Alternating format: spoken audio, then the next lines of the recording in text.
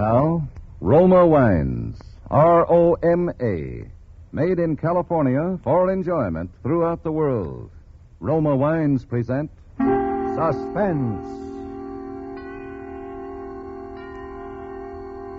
Tonight, Roma Wines bring you Mr. Gregory Peck as star of The Lonely Road, a suspense play produced, edited, and directed for Roma Wines by William Spear.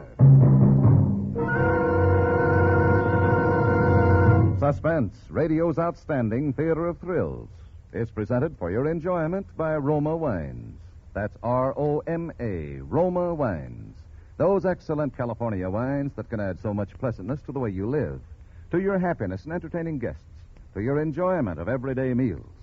Yes, right now a glassful would be very pleasant, as Roma Wines bring you Gregory Peck in a remarkable tale of Suspense. Okay, Lieutenant. Isn't questioning now. Thanks, Doc. Well, hello, Gare. How goes it? Oh, not bad. You want a statement, I suppose. Mm-hmm, that's right. Well, tell me first, is she apt to get the extreme penalty? Well, that'll depend a lot upon what you have to say. I see. Well, I'll give it to you straight. I'm counting on you to do your best for her. Sure. Oh, go ahead, shoot. Okay.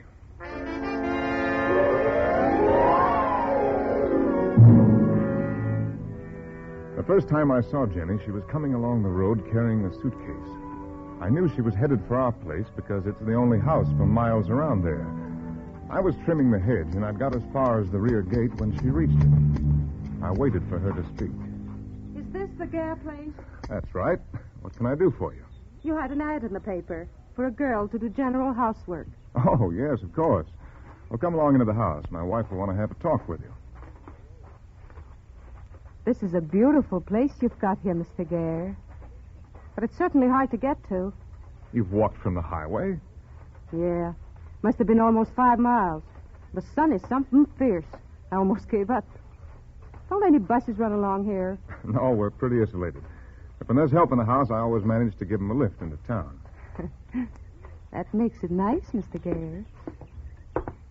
What's your name? Jenny. Jenny what? Jenny'll do. All right, Jenny, in here, please. And Mrs. Gare's a trifle hard of hearing, so you'll have to speak up a bit. Oh, Helen, this is Jenny. She's come in answer to our advertisement. Oh, yes. I'm very glad to see you, Jenny. Won't you sit down?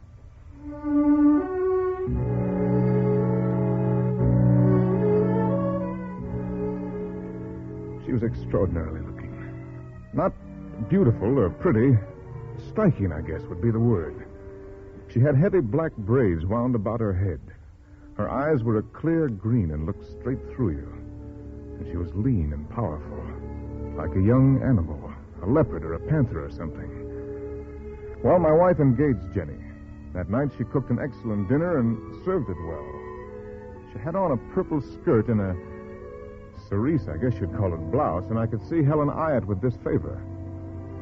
Every time the girl came close to me, I could feel the strength of her. And those green eyes watched us as if she was sizing us up. We took our coffee and cigarettes out on the veranda after dinner. You can look right over the orange grove to the hills. It's nice. Steve, what do you think about Jenny? Oh, well, it's a little early to judge. Seems capable enough. That was a darn good dinner, if you ask me. Maybe we're in luck, darling. Maybe. What is she, do you think? Mexican? No, I'd say Slavic with that build and shape of face. A little more coffee, Helen. Half a cup. You're probably right. There's a sort of, gypsy arrogance, boldness about her that makes me uneasy, as if I'd have something to cope with.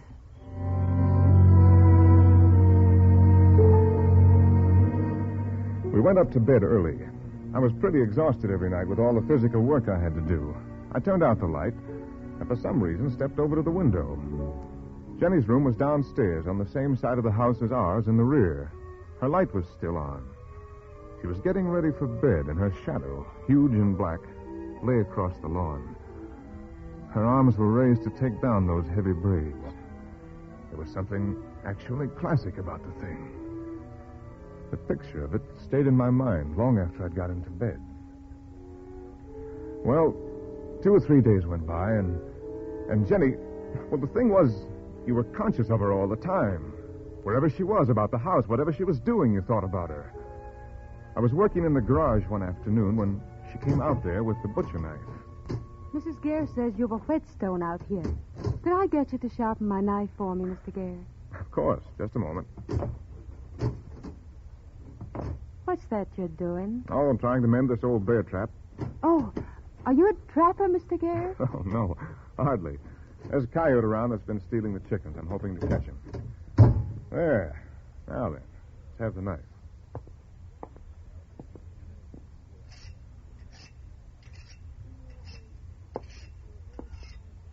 What do you do, Mr. Gare?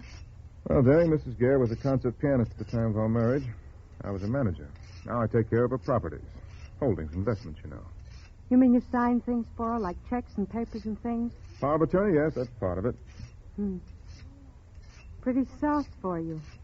Huh, Mr. Gare? Oh, on the contrary, it's quite a job. Keeps me busy. I still say you've got a pretty setup. And she didn't get such a bad deal herself. She's crazy in love with you. Anybody can see that. And why not? You're good looking, Mr. Gare. And young. You must be at least 12 years younger than she is. Now, here's your knife, Jenny. Careful now. It's like a razor. Thanks a lot. That's the way I want it. I can't stand a dull knife. So, I'll probably bother you often.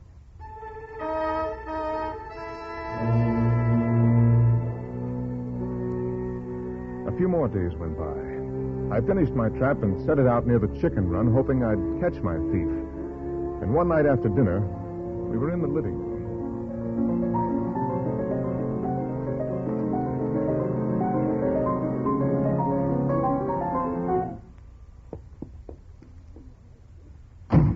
What's the matter, Helen? Steve, it's that girl. She was standing there in the dining room door listening. Jenny? Well, she probably likes music. What's the harm? Oh, it isn't that. She's always listening and watching.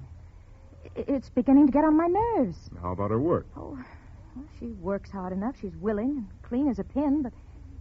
Well, I have a feeling she doesn't respect me, that I just don't figure in her scheme of things. She's just simply taken the place over. I don't even run my own house anymore. Well, fire her, or why don't you? Oh, no, I couldn't. Say the word and I'll do it for you. No, I don't want you to. Steve, frankly, I'd be afraid to tell her to go. She might get ugly and set fire to the house or something. Oh, I never heard such nonsense in my life. What ails you, Helen? Aren't you well? I'm just terribly nervous, Steve. Maybe that's why she takes advantage.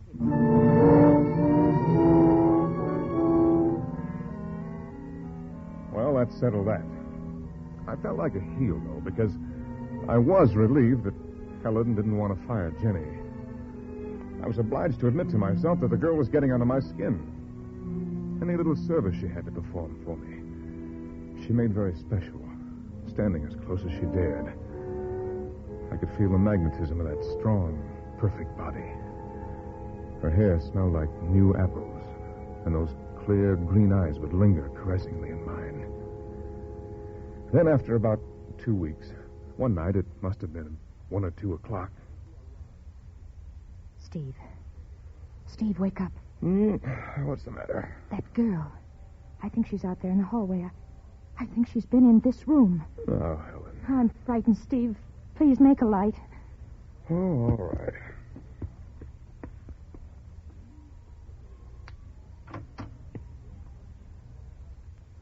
No one around, Helen. You must have been dreaming, dear. Oh, perhaps I was. I dream about her often, Steve. Horrid, confused kind of dreams. I'm trying to scream for help and can't. It's just... Oh, good Lord, Helen. I never thought anybody could get you down. You've got to control yourself somehow. This is just plain silly. Yes. I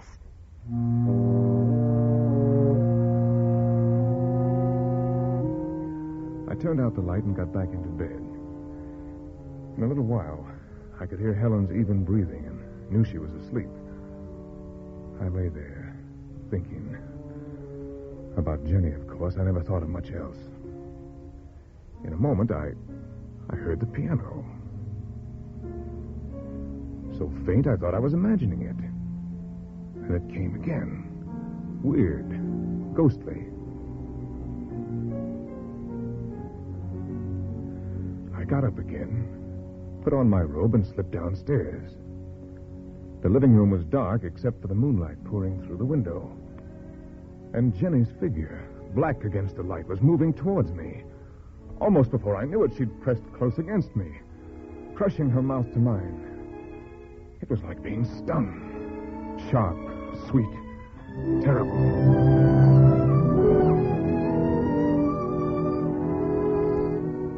Jenny, what is this? Don't kid me. You knew this was coming, that it had to come, that nothing could keep us apart. Now, everything's going to be all right. But Jenny, we can't. Helen is no fool. We can't let her stand in our way. What do you mean? It won't be hard. Just a matter of figuring the best way. I don't know what you mean, Jenny. And we can't stay here talking like this any longer. It'll be just you and me, Steve. And all that money. Think what we can do with it. Just think. Are you crazy? Yeah. Crazy for you. Just like you are for me. Listen, Steve. Inside of 5 or 6 years, you're going to be stuck with a deaf old woman. What you going to do? Sit here and grow old with her? Not you. Sooner or later, you'll clear out. So why not now? With me. Why? Not so simple as you make it sound, my dear. All you have to do is to spread around the town that Helen's going to visit her folks, Mississippi or someplace, and leave her to me. Afterwards, you can say your wife's decided to stay down south, that you're going to sell out and join her.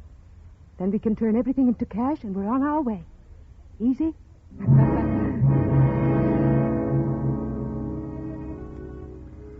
The next few days I worked outside till my hands bled and my whole body shrieked with pain. To keep from thinking, I began having nightmares.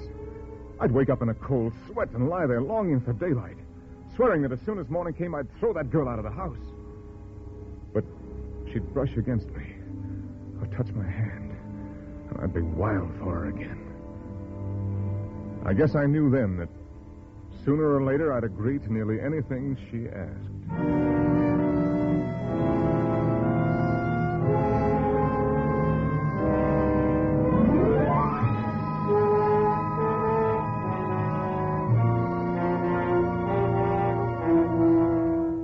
For Suspense, Roma Wines are bringing you as star Gregory Peck in The Lonely Road by Marion Orth.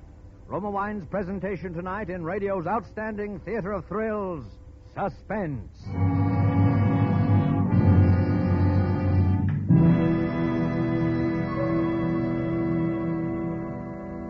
Between the acts of Suspense, this is Truman Bradley for Roma Wines. Today is the first day of spring, a welcome time everywhere, but especially at Roma. For in Roma's carefully kept vineyards, located in California's choicest wine-growing districts, the precious vines are already stirring with renewed life. The eternal miracle of soil and sun is now creating the luscious goodness of tender grapes that Roma's master vintners patiently, unhurriedly, guide to tempting, mellow wine perfection for you. If you've never enjoyed fine Roma California wines, you'll be delighted to discover Roma can offer you so much taste luxury for so little. Yes, Roma is America's first choice in wine for every occasion, every day.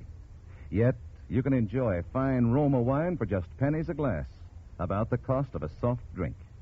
And all Roma wines are bottled at the winery to bring you sealed-in, unvarying goodness always. So, for praise-winning hospitality or for happy family evenings at home, serve Roma Sherry, Port, Muscatel, or Tokay. Insist on Roma, R-O-M-A, Roma wines. Discover why more Americans enjoy Roma than any other wine. And now Roma Wines brings back to our Hollywood soundstage Gregory Peck, who, as Stephen Gare in The Lonely Road, continues a narrative well calculated to keep you in suspense.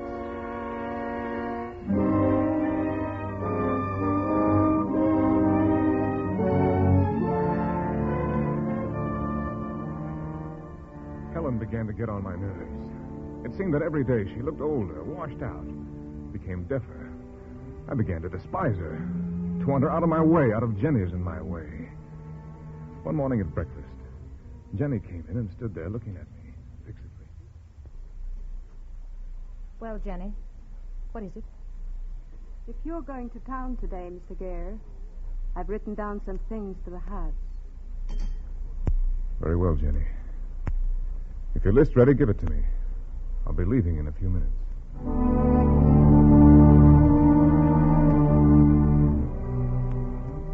I knew what she meant. She was getting impatient. My reply, which she waited for with those green eyes fixed on mine, was virtually a consent to her plan. As for me, I wasn't sure what I meant to do, but I thought it would do no harm, at least, to set the ball rolling. In town, I dropped into the garage and asked the mechanic to look the car over. I said Mrs. Gare was planning a trip to visit her family in Mississippi, that I'd have to drive her into Tucson to take the train, and that my tires weren't so good. After that, I stopped at the realty office. Well, really, Mr. Gare, you're thinking of selling that beautiful place of yours? Oh, it's just a possibility. I don't want any prospective buyers about the places yet, but my wife is planning a trip south, and I may follow her and remain there permanently. Help such a problem. A place of ours takes a lot of handling. A fellow gets fed up after a while. Well, there'd be no difficulty disposing of the property, Mr. Gare. Well, just let me know when you're ready. Meanwhile, I won't bother you with people coming.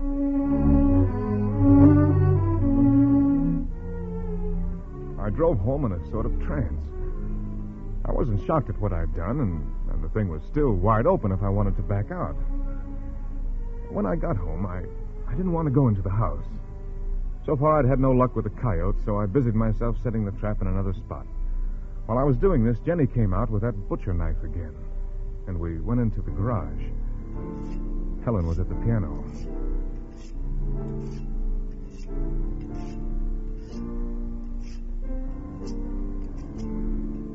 Did you do what I told you to, Steve? Yes. Good. I can't stand this much longer. All right, Jenny. But I can't bear to be here when... Kiss me, Steve. Don't worry. It'll be when you're out of the house.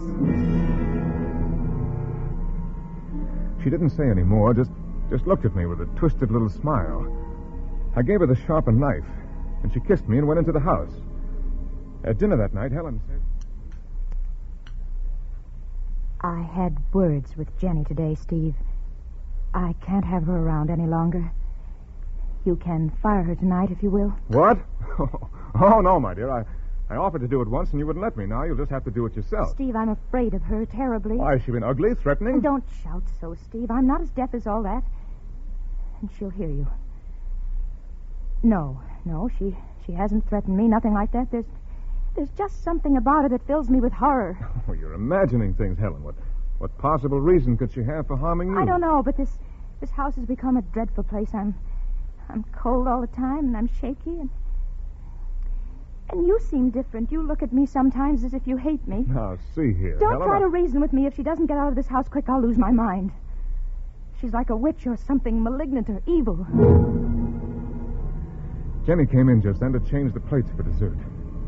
As she bent over to take the platter, she held that knife in her hand in such a way that my blood ran cold for a minute. After she'd gone out...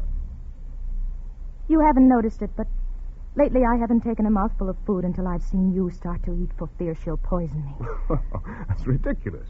Why shouldn't she poison me as well? Because she's crazy about you. Oh, for heaven's sake. And you're crazy about her.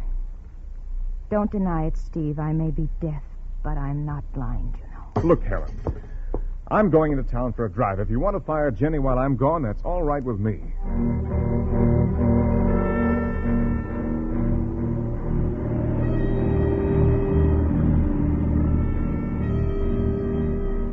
I tried not to dwell on the immediate events, but to think about the time when I'd be free, to go away with Jenny.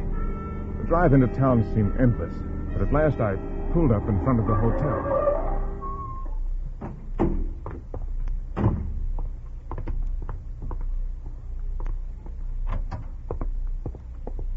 Good evening, Mr. Gare. Come for the papers? Yes, and a cigar, maybe, Fred.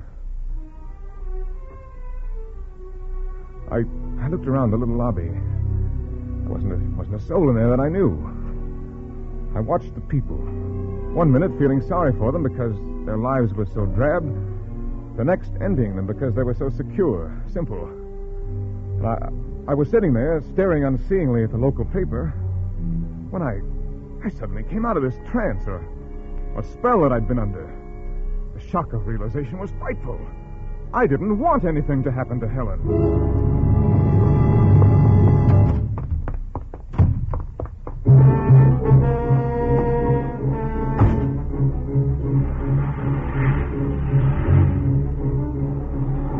I prayed to heaven I'd get home in time. I kept recalling similar instances of such crimes I'd read in newspapers. I'd always wondered how people could become involved in such things. Well, I knew all about it now. Weak fool to let a coarse creature like that lead me into such a thing. If only I could be in time. I'd throw that girl out and devote the rest of my life to making Helen happy. Helen, generous, loving, intelligent, and talented. Why hadn't I thought of all this before? Then I saw the car. It was parked at the side of the highway right at my turnoff. I knew it was a police car. I cursed to myself and prayed. Don't let them take long. I've got to be in time for Helen. Please. An officer stepped out into the road and waved his flash. Please, I said to myself. Please.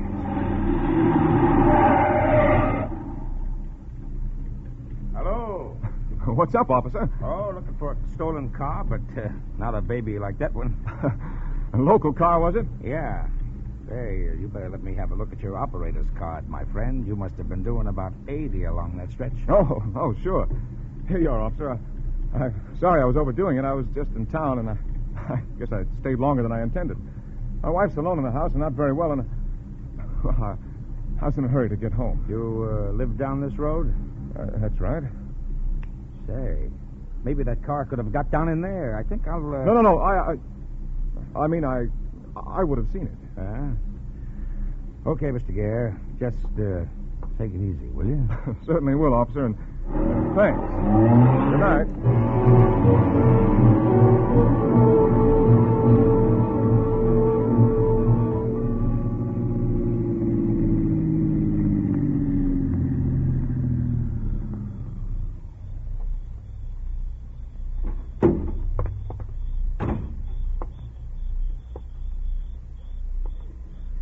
I didn't know what to do. I stood there in the doorway, looking up.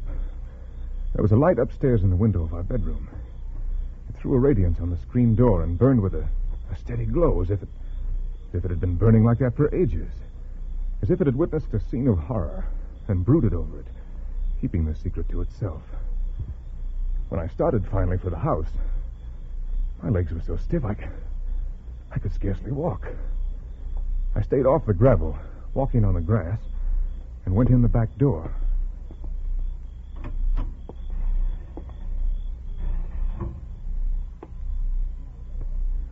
There wasn't a sound.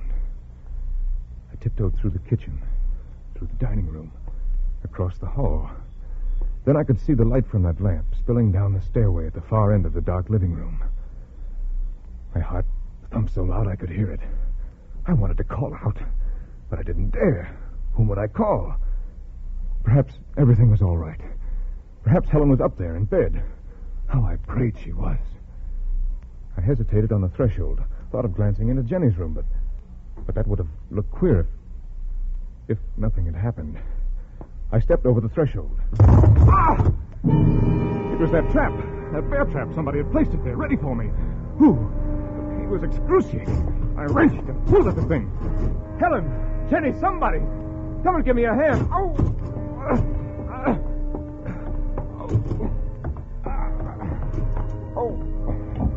Who is it? Oh, help me. Help me, hurry. I'm caught in this trap. Get the hammer, pliers, anything. She reached the bottom of the stairs and snapped on the lights. I've never seen such a sight in my life. There was blood all over the place. On the wallpaper, the white paint. Then I saw Jenny, lying on the floor in a crumpled heap, her long braids soaking in Helen's dress. Her hands and face were spattered with it. Her hair was disheveled, her eyes like pinpoints of fire. And against her side I could see the gleam of that long, sharp knife. She was coming slowly towards me. Oh, we were beautifully caught, Jenny and I. She with her knife, I with my trap. Helen, don't look like that. What's happened? You planned this together, you two. But it didn't turn out just as you thought it might. Helen, You please don't planned look at it me like that. together. Well, there she is. Look at her. If I hadn't been ready for her, I'd be lying in her place, and you'd be glad, wouldn't you, Steve? No. Helen, are you insane? Drop that knife, for heaven's sake, and listen to me. She came closer. I made a lunge for her. With the grip of that steel about my leg, threw me off balance, and I fell forward. She sprang on me. I fought her off, but that knife came at me. Face, throat, everywhere like flashes of lightning. Helen, don't do this to me. I swear I came back. Ah! Helen! No!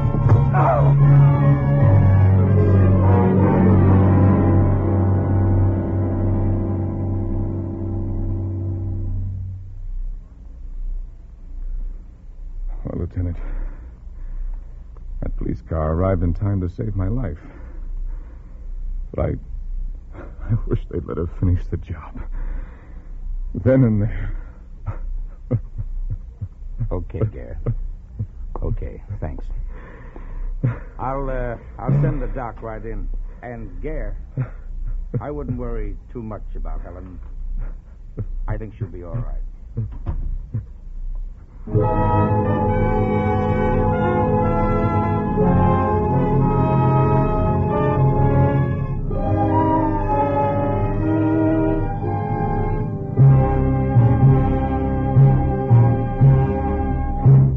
Suspense.